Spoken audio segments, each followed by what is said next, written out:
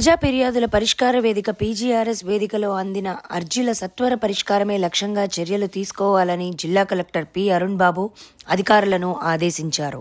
సోమవారం స్థానిక కలెక్టరేట్లో నిర్వహించిన ప్రజా ఫిర్యాదుల పరిష్కార వేదిక ద్వారా జిల్లాల నలుమూలల నుండి వచ్చిన అర్జీదారుల నుండి అర్జీలను జిల్లా కలెక్టర్ పి అరుణ్ బాబు స్వీకరించారు. జిల్లా కలెక్టర్తో పాటు జాయింట్ కలెక్టర్ సూరజ్, జిల్లా రెవెన్యూ అధికారి అర్జీలను స్వీకరించారు. సోమవారం నిర్వహించిన పీజీఆర్ఎస్లో 141 అర్జీలు అందాయని తెలియజేశారు.